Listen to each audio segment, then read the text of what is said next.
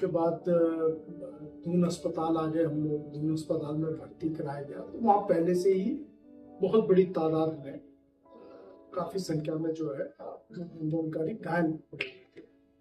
और मुझे भी एक बेड अलॉट कर दिया गया।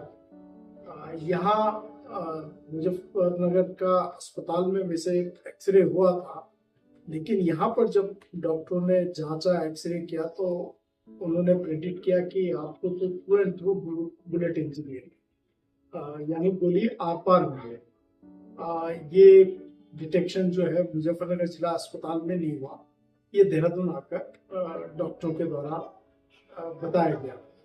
और चूंकि उस दिन मैं वहाँ रुका ये दून अस्पताल में, उस बीच में मीडिया कर्मी, जो लोकल मीडिया कर्मी है, वो आकर हमसे जानकारी लेते थे क्या हुआ घटनाक्रम का। और जो आंदोलनकारी एडमिट हो रखे थे उनके खान पान की व्यवस्था हमारी जो लोकल संयुक्त संघर्ष समिति है वो भरपूर सैनिक कर रहे थे।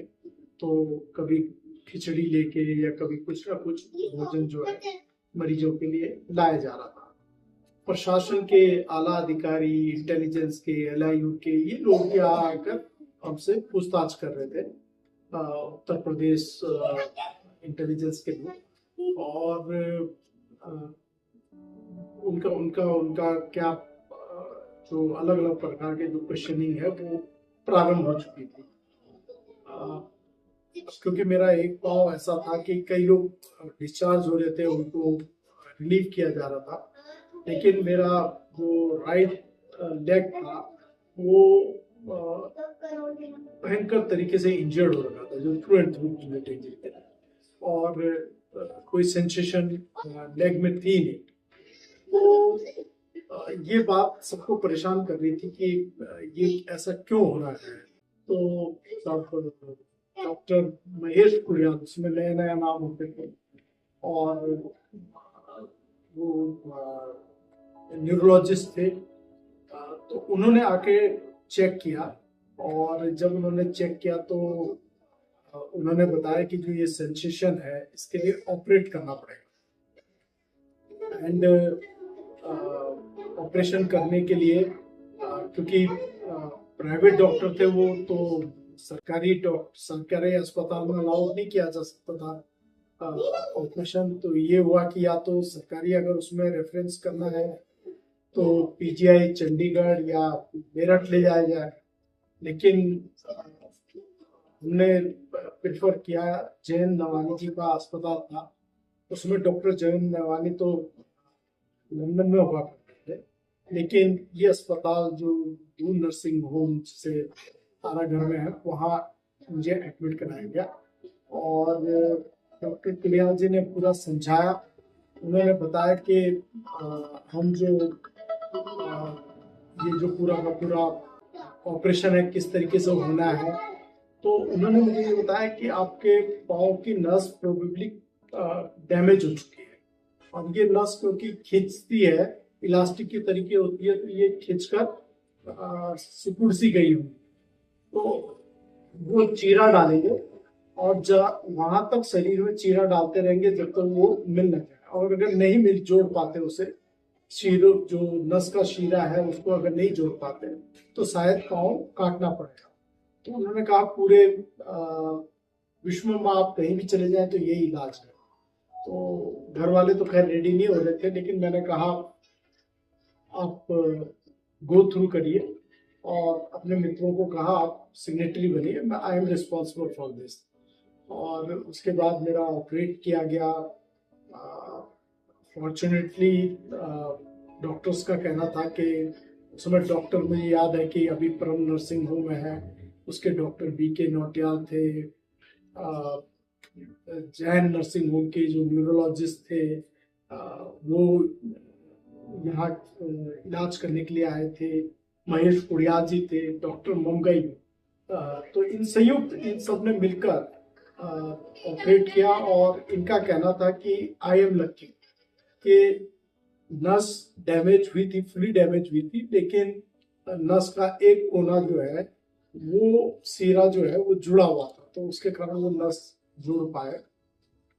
और फिर मुझे उस नस की जो कैपिलरी ट्यूब्स वगैरह जो भी उन्होंने किया होगा उसको जोड़ा, और मुझे 6 महीने का बेड रेस्ट के लिए कह के इन्होंने मतलब बाद में मुझको रिलीव किया गया। उस ड्यूरेशन में मुझे याद है, मैं बहुत सारे लोग मिलने आते थे पूरे उत्तराखंड से अस्पताल में देखने के लिए, और तांता लगा रहता था। तो मतलब उसमें ठाकुर वीर सिंह, तो गढ़वाल सभा के अध्यक्ष होते थे, अखिल गढ़वाल सभा के अध्यक्ष, उनका विशेष योगदान मेरे को बाद में रिलीव होने के बाद घर ले जाना, टाँके कटवाने के लिए लाना, तो उन्होंने जो सेवा दी तो वो भी अविस्मरणीय रहा। दून नर्सिंग अस्पताल के जितने स्टाफ बॉयज थे, नर्सिस थे, उनका बहुत अच्छा सहयोग रहा। मुझे मतलब जब तक मैं अस्पताल में था तो बहुत से युवा जो है नर्सिंग होम में रहा करते, पुलिस जिनकी तलाश को, तो वो आकर हमारे मतलब आप सोचिए कि जिस रूम में मैं होता था तो वहाँ 15-15, 20-20 बच्चे और सोते थे, युवा भी सोते थे, तो रात को ताकि पुलिस उनको उठाए ना, तो वो वहाँ आकर रेस्ट किया करते थे। तो एक तरीके से आश्रय स्थल भी था आंदोलनकारी, यानी तो पुलिस विच हंटिंग कर रही थी युवाओं के लिए, और उस विच हंटिंग से बचने के लिए उनके पास एक मॉडस ये होता था कि यहाँ पर ये है जी है तो ऑपरेशन है, तो और अस्पताल के लोगों ने भी कभी ऐसा नहीं किया कि उनको मतलब उन्होंने भी उनको प्रोटेक्ट करने के लिए अपने भाई बहनों के समान बराबर एक अच्छा हो गया। अब चूंकि जब मैं वापस बाहर आया तो पुलिस अथॉरिटीज लगातार बात कर रही थी। उससे पहले एक आयोग, मुजफ्फरनगर जांच आयोग उत्तर प्रदेश सरकार ने गठित किया, उसका मुझे नोटिस आया, तो मैंने उसके रिप्लाईज भेजे, पूरे डाटा भेजा, फोटो कॉपीज भेजी, उसकी सिटिंग कभी नहीं। वो पोस्टल ऑर्डर के थ्रू, पोस्टल जो कम्युनिकेशन है उसके माध्यम से ही जांच हुई।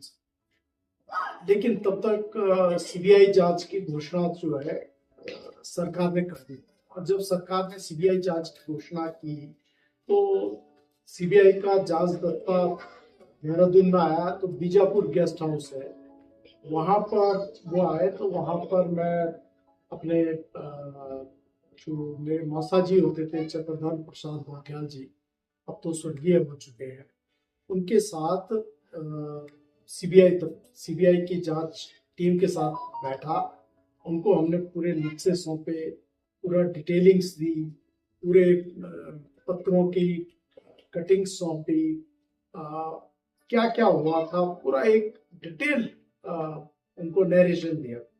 और मुझे लगता है कि सरकार को मतलब बड़े आसानी से उससे नील कर सकते थे, लेकिन सरकार ने एक अजीब सा जो रुख अपनाया। इस तरीके की बातें उड़ाई गई कि जो मोलेस्टेशन है उसमें कुछ आंदोलनकारियों का ये बात उड़ाने की कोशिश की कि नशे में, शराब के धुत में, नशे में धुत थे, इसलिए क्या कहते हैं उस तरीके का वातावरण बन गया और गोलियां चल गई वगैरह। तो मतलब बहुत तरीकों से सरकार को बचाने के प्रयास होने लगे, तो इसका हमने प्रतिरोध करना शुरू किया। तो कुछ आरा घर में सीबीआई का कार्यालय होता था, वहाँ कई मरतबा मैं वहाँ गया, और जो मेरे से हो सकता था वो उनकी कॉम्प्लिसिटी जो है उसको प्रूव करने की कोशिश की। लेकिन और फिर मैं क्वेश्चन करने जाता था कि क्या हो रहा है, क्यों नहीं जांच आगे बढ़ रही, या मुकदमे क्यों नहीं लग रहे, कार्रवाई क्यों नहीं हो रही है।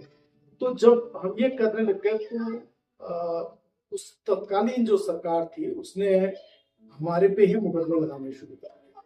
और आप विश्वास नहीं करेंगे कि 22 धारा, एक नहीं अनेकों मुकदमे। हम कभी इस अदालत में होते थे, कभी दूसरी अदालत में होते थे। हर हफ्ते हमारे को फॉल इन होना पड़ता था कोर्ट्स में। मुकदमे ये स्थिति थी कि मैं आपको बताऊं, 19 लगभग आई थिंक 96 या 96 की बात है। नगर निगम के यहाँ देहरादून में लोकल चुनाव हो रहे थे, लोकल बॉडी। तो जब लोकल बॉडी इलेक्शंस हो रही थी, तो उन लोकल बॉडी इलेक्शंस के टाइम पे मैं हमारी एल्डर सिस्टर, मेरे से एल्डर सिस्टर है, उनके परिवार में शादी थी, देवर की शादी थी मुंबई में। तो I went to Mumbai to attend the marriage. तो मैं मुंबई में था शादी अटेंड करने के लिए। तो उस ड्यूरेशन पे कुछ यहाँ आगजनी हुई होगी, कोई गाड़ी की जीप जलाई गई। तो जब मैं वापस आया तो मेरे को समन किया गया कि आपने, आपके द्वारा आपको मतलब निरुद्ध किया जाता है कि आगजनी हुई है। मैं डायरेक्टली एसएसपी से मिला, उस समय थाना इंचार्ज है, उनसे बात की। तो मैंने उनसे ये बात रखी कि मतलब मैं, ये मेरे टिकट है मुंबई जाने के और आने के, मैं वहां रहा हूँ, वीडियोग्राफी है, बहुत सारी चीजें हैं। मैं जब वहां हूँ तो हाउ कैन पॉसिबल, मतलब आप ऐसे झूठे मुकदमे कैसे लगा सकते हैं? तो आप विश्वास नहीं करेंगे, तत्कालीन एसएसपी साहब का जवाब था कि आप नेता हैं, आप पे तो मुकदमे लगेंगे। तो मैंने कहा धन्यवाद, मैं क्या बोलता हूँ उसमें क्या। तो दिस वाज द अप्रोच। तो इतने मुकदमे हमारे पे लगाए गए कि बाद में स्थिति ये हुई। तो शुरू में तो थोड़ा विचलन होता था, लेकिन बाद में ये हुआ कि अब लगाते रहिए आप, व्हाट टू डू उसमें। तो आए दिन नॉन अवेलेबल वारंट्स लगते थे, घर में पुलिस उठाने आती थी, दबिश देती थी। बाद में गैंगस्टर लगाई गई, गैंगस्टर लगाने का प्रयास हुआ। तो जब इनके प्रयास होने लग गए तो हम भी जुडिशियल मैकेनिज्म से कम्युनिकेट करने लगे। और मैंने बहुत सारे राइट अप हैं मेरे पास जो अवेलेबल है, जिसको हमने इलाहाबाद हाई कोर्ट के जस्टिस हैं, सुप्रीम कोर्ट के जस्टिस हैं, राष्ट्रपति जी हैं, लोकसभा राज्यसभा के स्पीकर हैं, डीजीज हैं, डायरेक्टर जनरल्स हैं, डिस्ट्रिक्ट मजिस्ट्रेट्स वगैरह, इनको लिखकर मानव अधिकार आयोगों के अध्यक्ष, तो उन सबको बताने की कोशिश की कि क्या स्थितियां हैं। तो हम उनको एक्सपोज करने का प्रयास करते थे, वो हमारे बहुत प्रताड़ना करते थे। तो an number of times we got arrested. कई बार बहुत बुरी तरीके से प्रताड़ित करने की कोशिशें हुई, लेकिन end of the day we वो। और बाद में वो मुकदमे वापस हुए। हालांकि हमारा एक मुकदमा 2017 तक चला, और उसमें मेरे 2 साथी और थे। एक शाहिद जी थे जो भी भारतीय जनता पार्टी के सदस्य हैं, और एक पूरी तरीके से अध्यात्म में जुड़ चुके हैं, रविंद्र प्रधान जी। तो हम लोगों का एक मुकदमा 2017 तक भी चला। तो बहुत सारे मुकदमे चले, मुकदमों की तो गिनती ही नहीं। और हमें ये लगता था, क्योंकि और मुकदमे लगते थे तो हमारे को कॉल नहीं किया जाता था डिलिबरेटली।